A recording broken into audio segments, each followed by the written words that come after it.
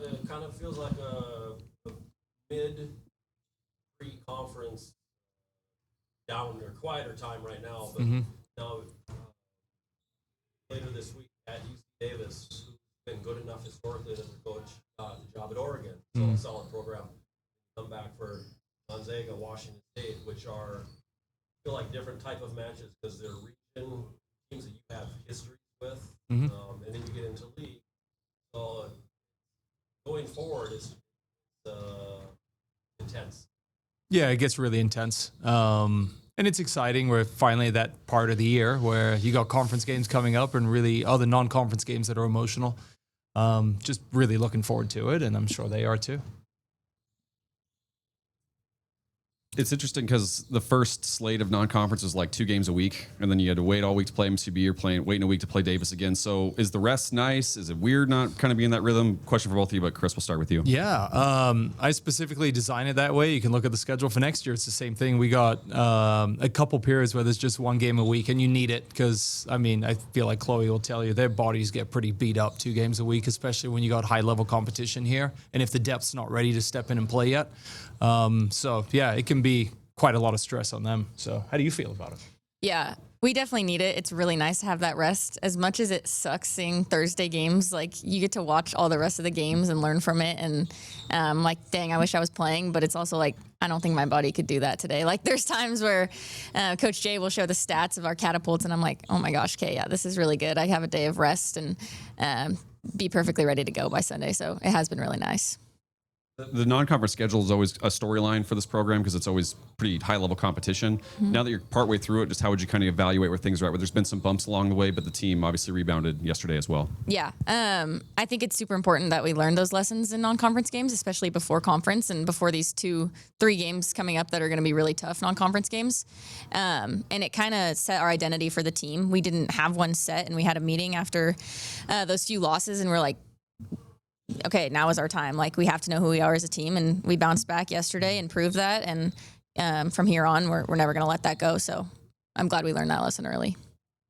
What other like growth would you say, Chloe, that has happened so far with the team just to this point now? That because it's funny because like looking at the other programs here at y'all have played the longest, with the most games. Where would you say the most growth has happened in the last couple of weeks? Yeah, I think just maturity of the youngins having to step up and own their role. That can be something that's really hard to learn, but we're at a time where they had to have done it. And learning the depth of the team, getting people back from injury. So just being ready to go when you're called upon has been probably the biggest lesson the past couple of weeks. Similar question for you, Chris. Just this specific non-conference schedule, what would you say the growth has been, but also what do you think of the competition? Just how much of y'all have tested yourself this year? Yeah, need to test yourself at the extremes, right? If you want to perform well. For me, it's how deep can I make the water, and then can you just throw people into it and see if they can swim? And it takes a while to get used to it, as Chloe said, and a really big expectation on the younger players to not just provide quality on the field, but actually be winners on the field.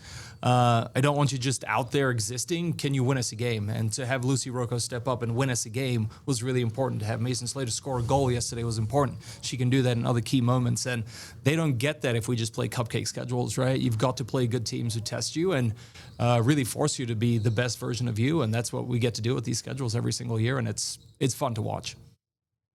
Chloe, start with you. How do you, it gets to the point of the year where you start learning things about the team? So, what do you think you've learned about this team so far to this point in the year?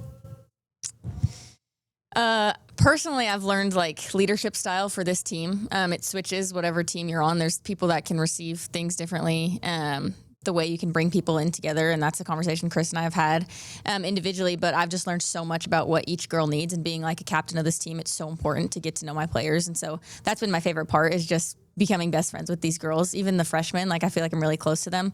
And so learning how each of them are motivated and how I can help each of them thrive and just celebrate them in their little wins as well has been probably the best thing so far. Chris, what about for you? Oh, what have we learned about this team? Yeah, we've learned a lot about this team, especially with the Baylor game. The biggest piece that I've caught was from a tactical perspective, how we've graduated Charlie Reeves here, but she's hurt. And so there's a lot of experience that has left the back line.